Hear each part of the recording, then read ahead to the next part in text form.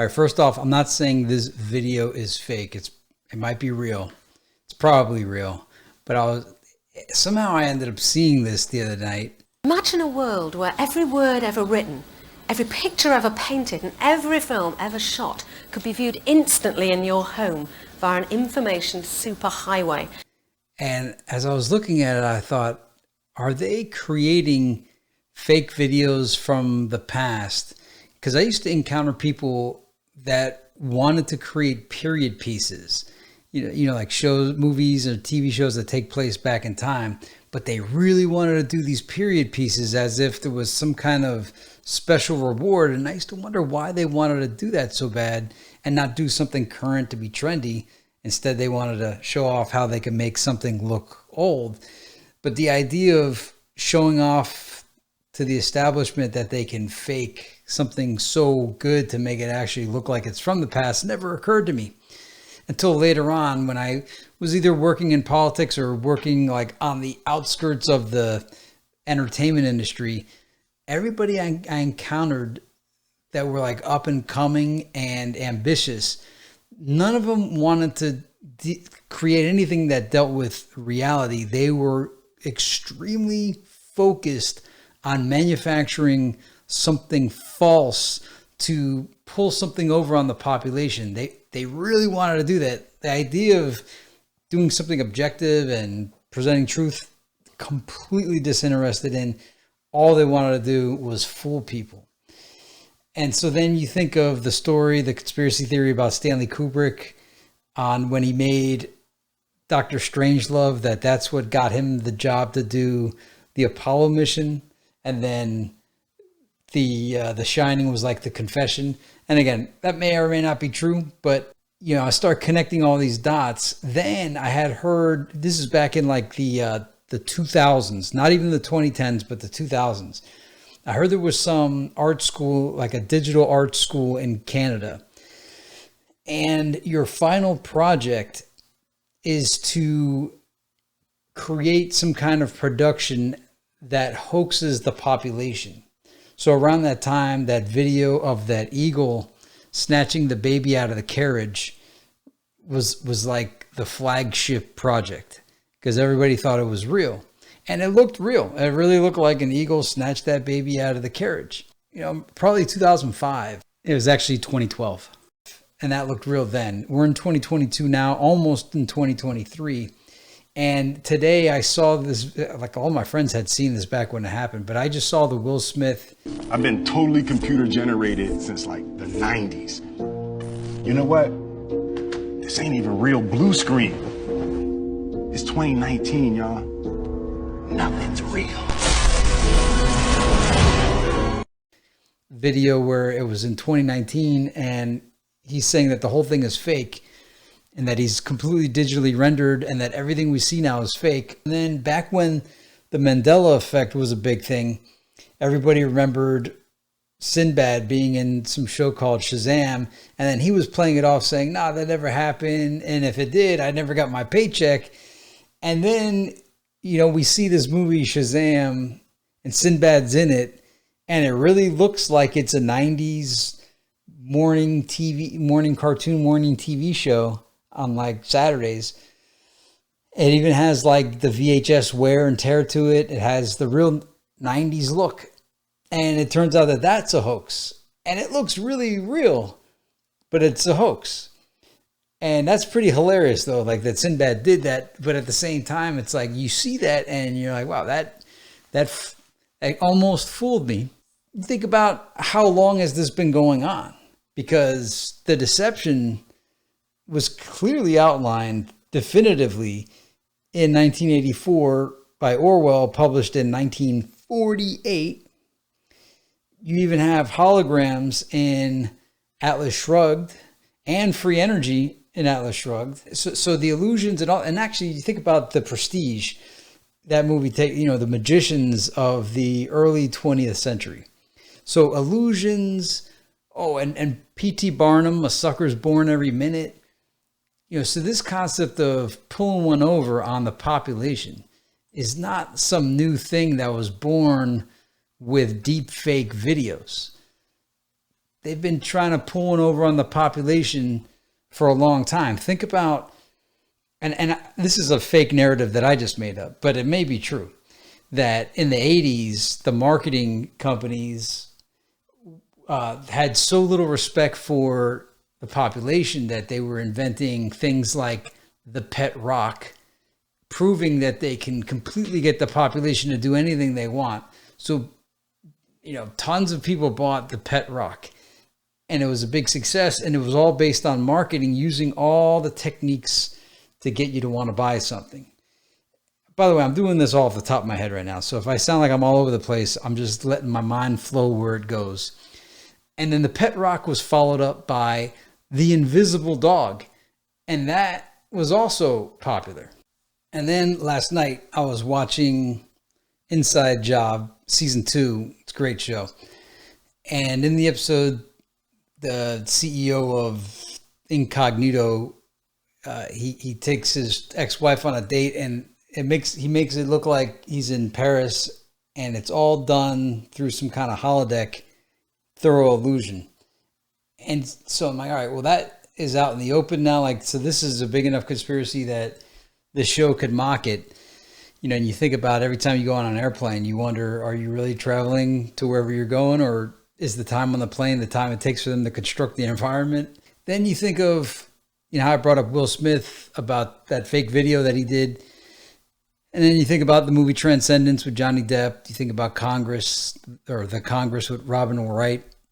And, they were digitally brought into the system so that you could reproduce it. Just recently, I was using some audio.ai or some kind of like sound.ai. And when you talk into it, it'll turn your voice into Joe Biden, and it sounds just like Joe Biden or Barack Obama or Rick from Rick and Morty or the guy from Breaking Bad. And there's a bunch of other famous celebrity voices, and it even has like the inflections in it. And I had pondered back in 2002, actually, no, back in like 99, I went to a recording studio, and the guy had all these presets that could make you sound exactly with the EQs of famous bands like Korn. Korn was the big deal at the time. They had a new sound, and that was already repackaged into an EQ that you could use and sound just like Korn. You could get the EQ of various famous bands, and I heard it. I was like, wow, that sounds just like them. And then I thought, well, could you do the same thing? And actually, I asked, like, how did you do it? And they said, oh, well, all the notes have these numeric values, and if you just capture a template of this and then apply it to anything else, that's how you get the sound. I thought, that's interesting. I wonder, could you do that with human voice? And yeah, of course you could.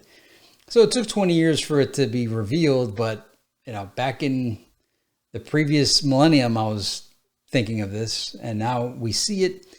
Of course, there's deep fakes, and then AI. There's a bunch of programs that came out recently: Lenza AI, Chat GPT, OpenAI. And so now all this AI stuff is finally starting to come out. But at the same time, reading The Age of Spiritual Machines by Ray Kurzweil, all this was in that book. That he said he even had computers or AI now that at the time that could write poetry, write music. And then you start to wonder, maybe the music industry is not so good anymore because maybe it's all produced by AI and it's lacking soul. That's just something cute to make us humans feel good. And then I also wonder, you noticed that the big tech layoffs all happened just recently. And just as they all happened, all this AI started coming out. So maybe they made it look like they were losing money and they had to lay off people so that it wouldn't seem like everybody got laid off by the AI. And then you wonder about The Rock. Has The Rock really made that many movies? He's in so many movies. You wonder, like, dude, how did you learn that? How did you learn your lines for all these movies? And people say, well, his lines are kind of stupid. You could make excuses, but he sure seems like he's been in a lot of movies. And the reason I bring that up is if you see the Congress, once they scan Robin Wright in, they then are able to make all these movies with her in it. So then another thing, and I've brought this up many times too, is ARG, alternate reality gaming. which I first became aware of it when the movie The Game came out with Sean Penn and Michael Douglas. But I really learned about ARG, and I talked about this too, when the movie AI, Artificial Intelligence, came out, and they had invented that complete fake person. And they were really pushing this idea of ARG back then. And you can look up when AI came out, the movie. That was a while back. And so if people have been playing ARGs and then you see the movie The Game, and it's like, even back in the 90s, this thing was a thing. And then you think of all the people that play Dungeons and Dragons, and then you think about all the, really strange stuff now, the live action role playing, how people behave during the plan. Can we say the word anymore? When the cold was going around, and you have all these people that just want to pretend.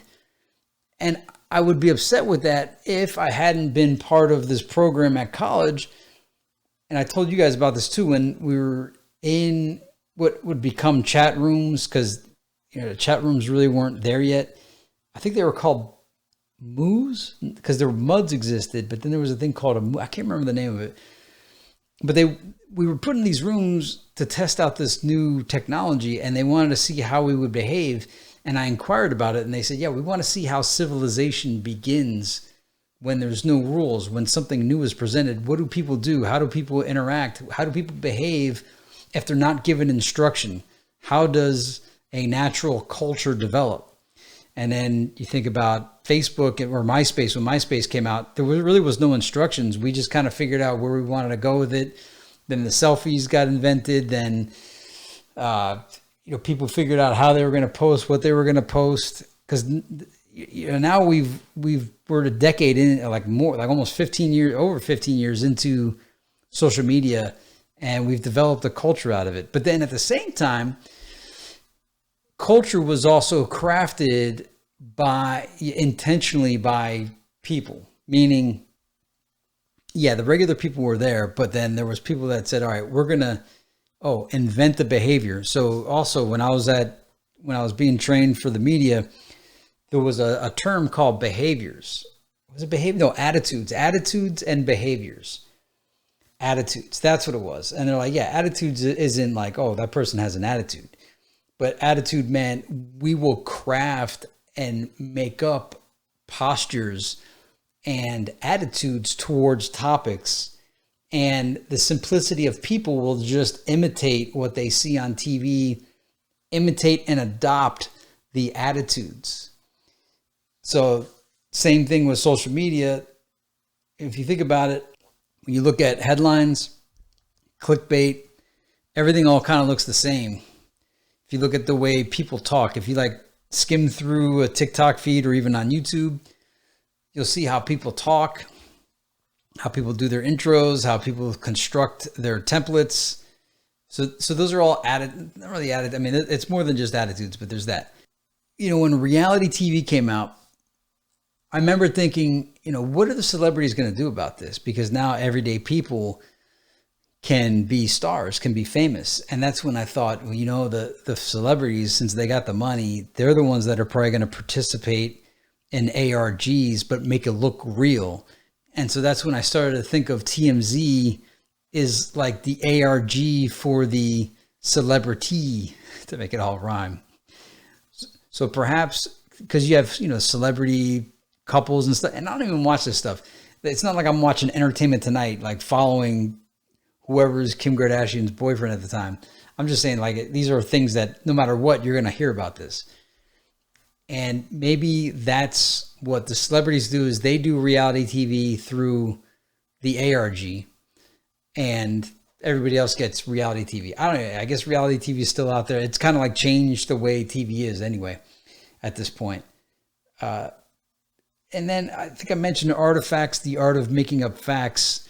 One of the things that we should start inquiring about is for all historians to have to show their work. And what I mean is, in math, you have to show your work.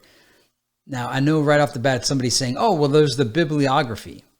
Everything has a bibliography of authoritative sources.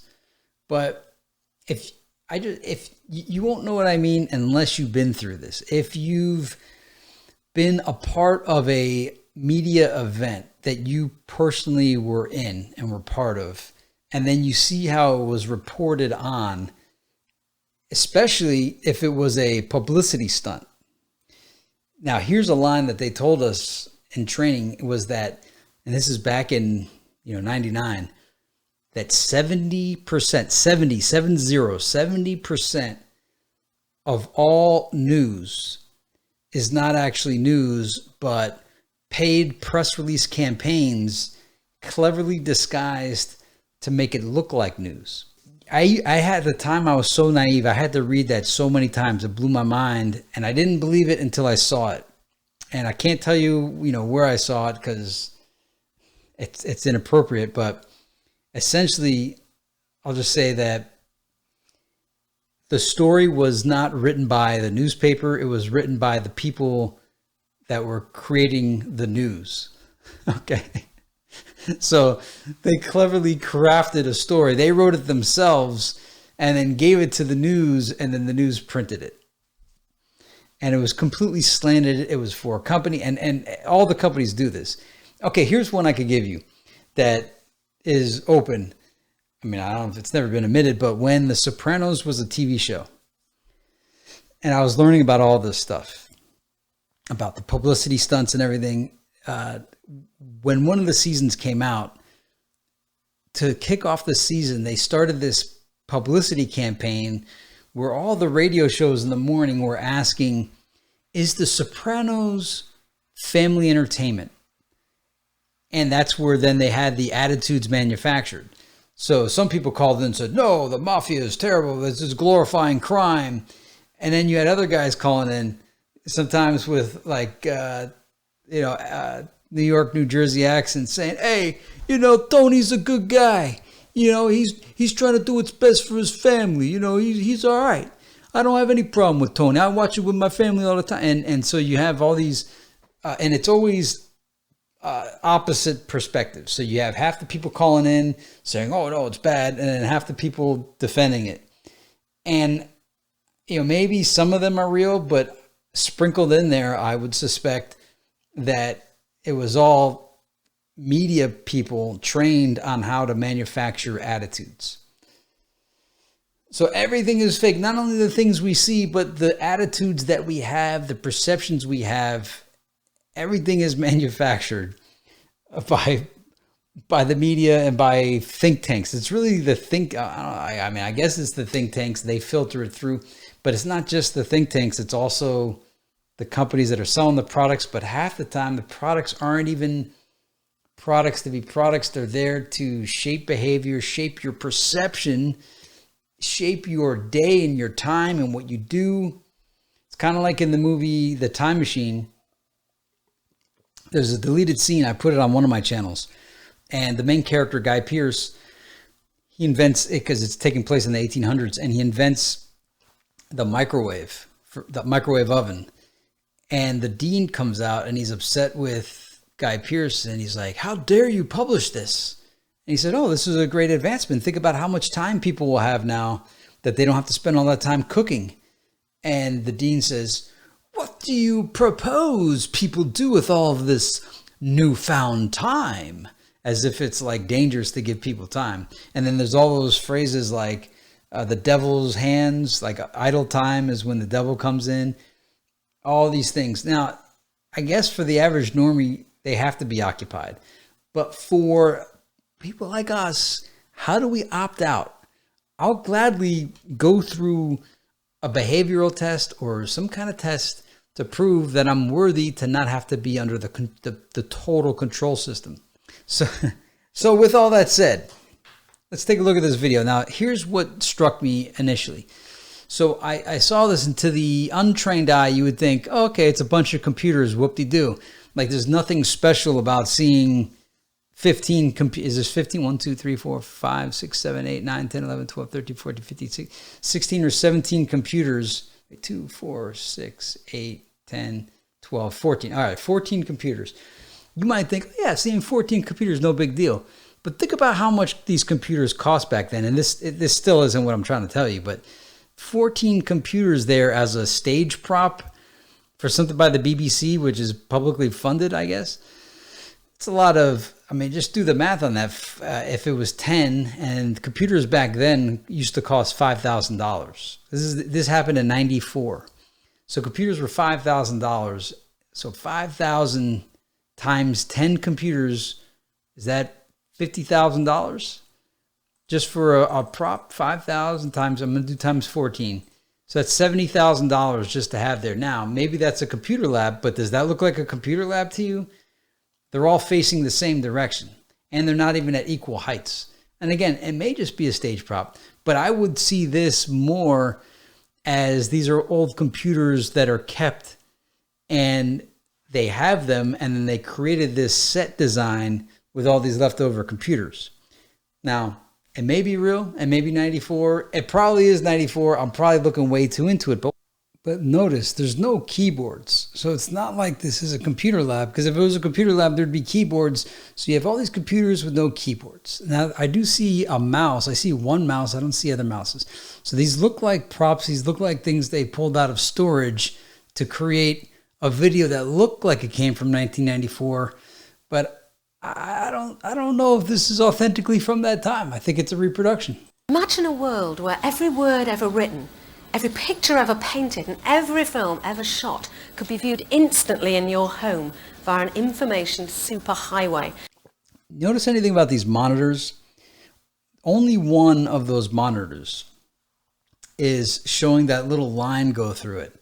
You might have noticed back in the 90s, whenever you would see a monitor on TV, there'd be that bar going through it, and it was basically the refresh rate, the difference in the refresh rate of the monitor versus the frame rate of the film or the videotape.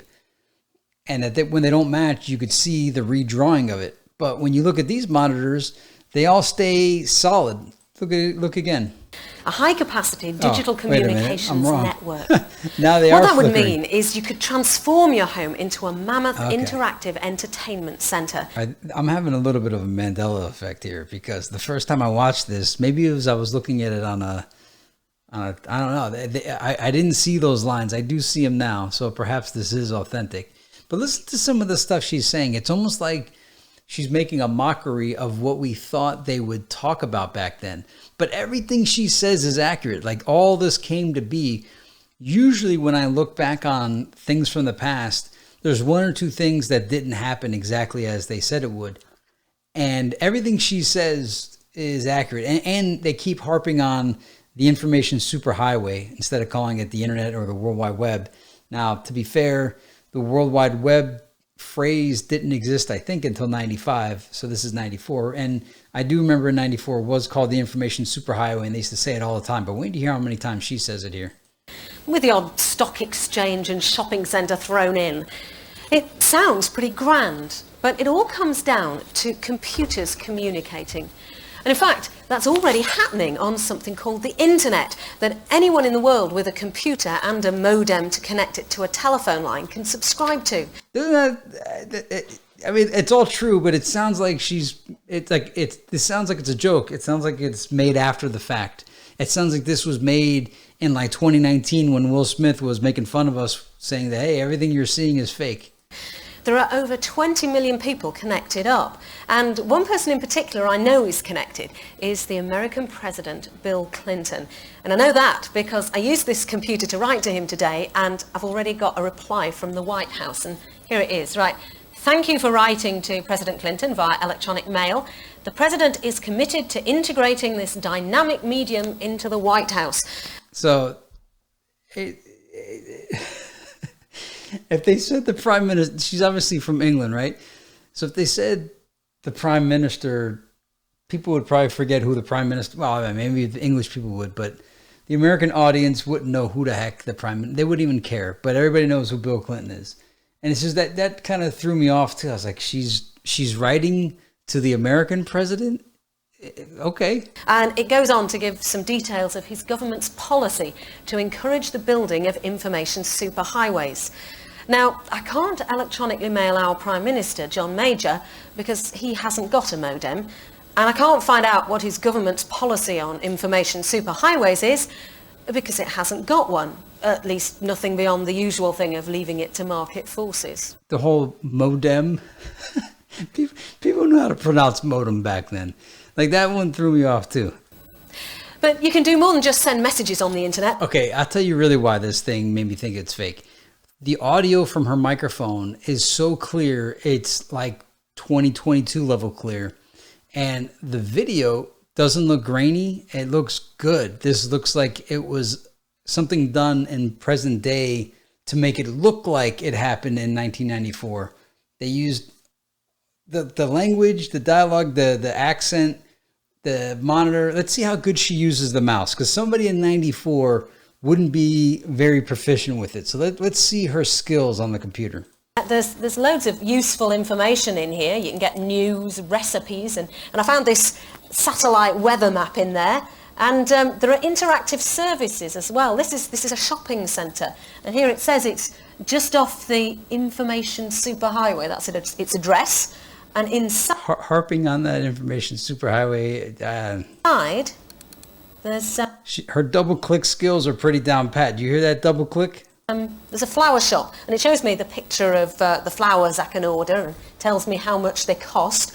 Then all I have to do is tap in the address I want them to go to, and of course I have to give them my credit card details to pay. The credit card part, that's a little spooky to me too. Although, I guess we paid for America Online with credit cards back then. The credit card revolution where everybody started to have one was around like 98. Now, people had them in 94, but they weren't like handing them out like candy till around 98. Same with like the cell phone revolution. And there's even some stuff about us in here. Let me just find that for you, because we've just put some details on the internet about tonight's programme and some pictures as well. It's all good fun, but what limits the potential of all this is that it's relatively slow. Did you see did you see how fast that image popped up? And I don't know if I was seeing pictures in 94 like this, although I didn't really get a computer till 95. And let me just throw that back, because if it was a dial-up, none of this would happen that fast. Let's try that again. Is that it's relatively slow. Limits the potential of all tonight's programme and some pictures as well. It's all good fun. Details on the internet about tonight's programme and some pictures as well. That was it's all good fun. Way too but fast. What limits the potential of all this is that it's relatively slow. You can't play a video down this. And in fact, most of that stuff we've had to receive in advance. That's because copper telephone lines are really designed for people to talk down, not for computers. But with an information superhighway built with high-capacity fibre optic cables, you're not limited to shifting around text and the odd picture. You can send high-quality sound and video as well. So, when are we going to get all this then? Okay. 94, they're just getting online, and she's talking about fiber optic cables and calling copper wires like they're old fashioned.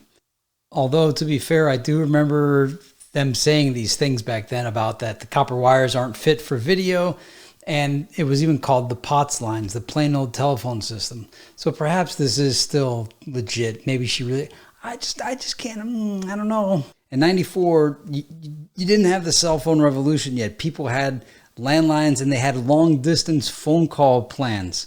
There wasn't like unlimited dialing yet, I don't think. I can't remember what year that became like affordable. Because I'm thinking 94, there were still 976 numbers. You still had to, like, if you called somebody long distance, you had to make it quick.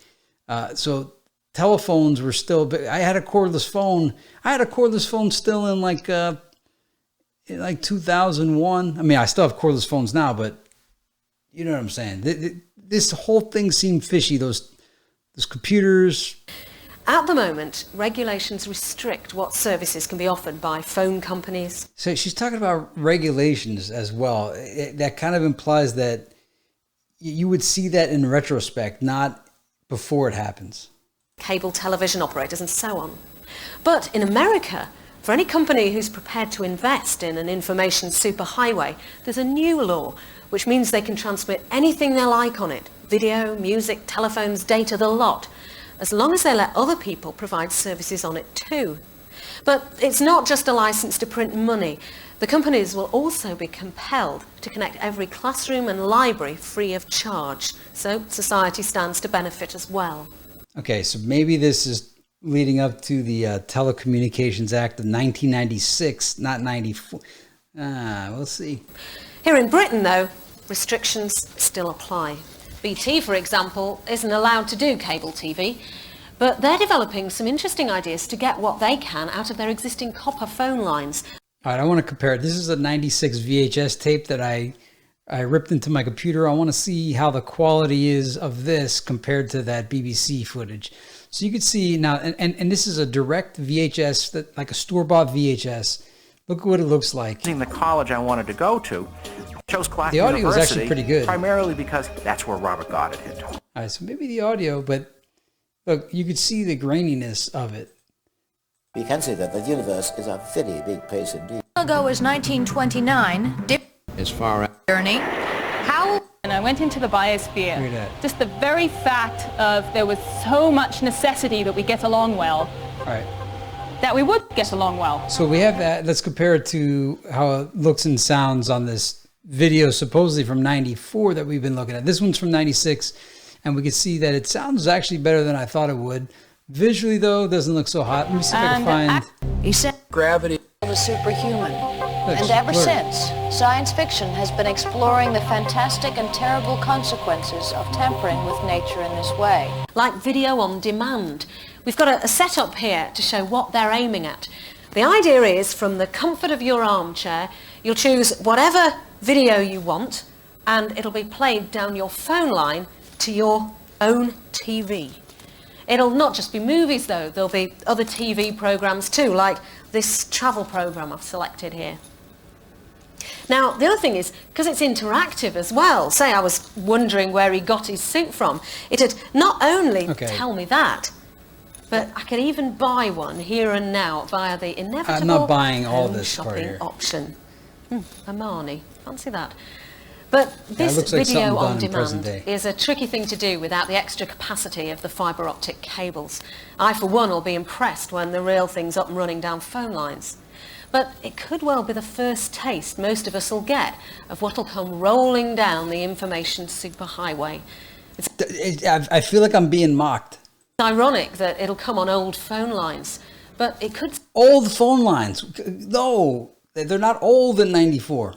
stay that way unless Britain develops its own vision of what sort of information superhighway it wants and how to get it. All right, I'm wrong about that refresh rate. Like, these are all blinking now. But I got to tell you, when I first saw this video, they weren't.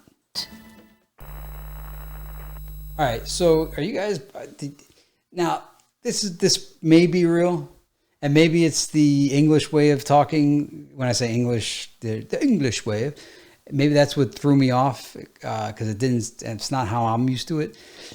By the way, I know I'm reaching. I mean, I'm colossally reaching here. This is a much ado about nothing. I'm making a big deal out of nothing right now. But see, that's what happens is when you're presented with all the hoaxes now, when you look at things that are potentially real, you can't even believe what might be real. Although, I don't know. I still think this thing is like a remake to make it look old, but it's the picture. Now, the picture looking good, that could also be because maybe they still had the master footage and they're able to restore it with like modern tech. So everything is explainable. It just seemed like a period piece. And I'm just bringing it up because who knows if historical footage is even real at this point. Who knows what anything is real at this point. And me saying that is not even anything new. It's beat to death. Deep fakes, blah, blah, blah.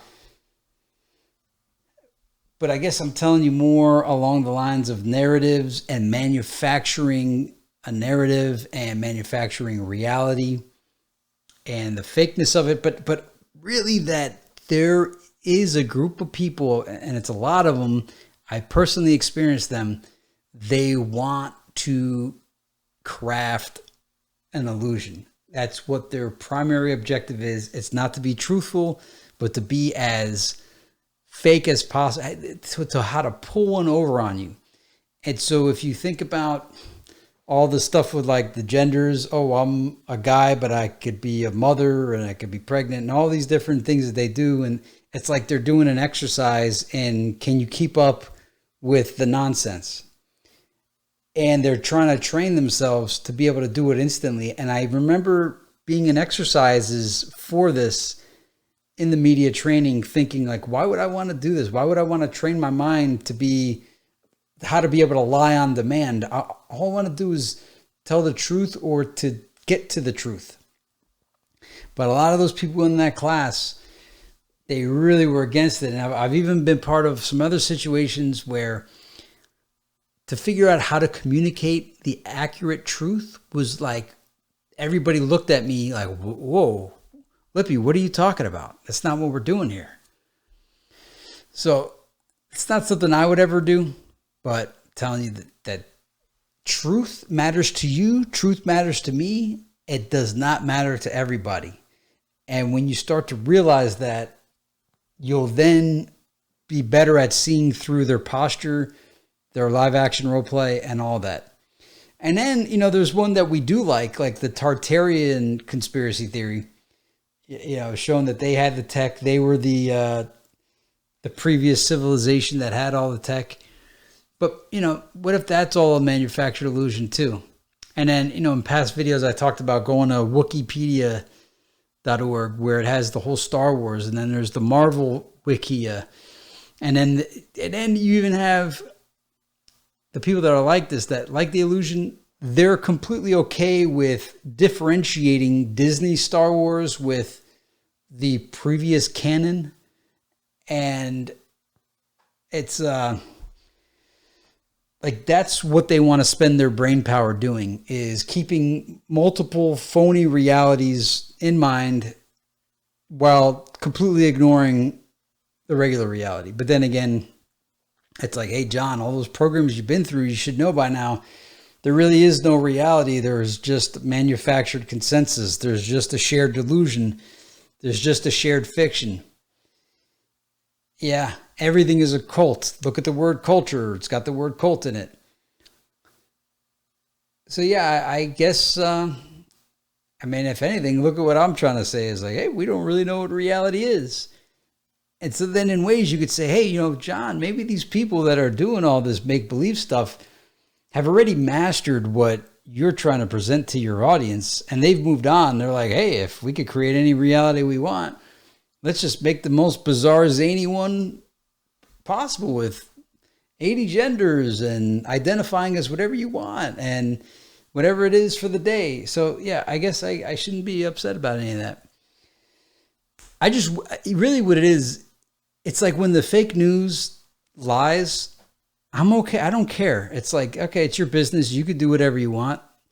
I don't care when the fake news lies, but when people parrot what the fake news says, then I'm like, bro, how are you going to parrot that? It's so colossally fake. So I think I covered what I wanted. Fake old videos, the BBC Tech video, the Shazam, colleges that require you to hoax the population, like the eagle taking the baby out of the carriage. There was a couple others too that were really good looking fakes at the time. And think about it, 17 years have gone by since then. The movies, The Congress, Transcendence with Johnny Depp, Will Smith's video, the Tartaria, how long has the tech existed? The artifacts, the art of making facts. Should historians have to show their work? Where do they come up with these narratives? They weren't there. They don't have a time machine. We grant the ability to manufacture history to historians and archaeologists. And you'll notice like the field of being able to create the narrative, they control it. So like, not saying that Zachariah Sitchin or Graham Hancock are correct about anything, but you notice how they're pseudo-historians, but the archaeologists, or they're pseudo-archaeologists, but then there's real archaeologists. And it's like, dude, you guys are just controlling the narrative. Or when the science changes, the chairs of the science want to maintain their narrative. And then if you really think about it, when they taught you about the geocentric, the heliocentric, the mechanical universe, the relative universe, the quantum universe, these are all different narratives, but they present them as like, hey, this is science, but there's like 5 different versions of it. Oh, and the electric universe theory and the flat earth and all that. So everybody's competing for their narrative to make it. Then you got the fake wikis of all. I mean, it's one thing when it's a fake wiki about like Wikipedia, Star Wars, and Marvel, but then there's even actually those are the craziest ones because those, 2,000 years in the future, people are going to think that's real. Then you have the politics, the showbiz, where they're more interested in narratives and manufacturing attitudes and behaviors. And then, and Westworld, the movie, the show Westworld in the final season, Dolores points out, she's like, yeah, the reality was really just a series of narratives and stories. The holodeck, deep fakes, the AI. Has The Rock really made that many movies? Period pieces. Why do people make the period pieces? Are they looking to get hired to manufacture fake period pieces presented as real? The movie The Game, the ARG, the alternate reality gaming, when reality shows had everyday people. So that's everything I wanted to cover. You never know what you're looking at. Obviously, that's the easy part, is to try to spot the fakes. The harder part is to figure out, am I being propagandized and shaped into behaviors and attitudes? And what's a narrative? Is the narrative, is even the truther narrative? Look at people shaping the attitudes of truthers. Oh, that guy's a shill. And it's disinformation. It's misinformation. So, yeah, I'm just trying to get to the truth, but I also know that there is no truth. But there is some truth. It's bizarre. It's hard enough without the liars, without the hoaxers, and add them into it, it becomes impossible. Anyway, may the force be with you. I just want to get this one off my chest.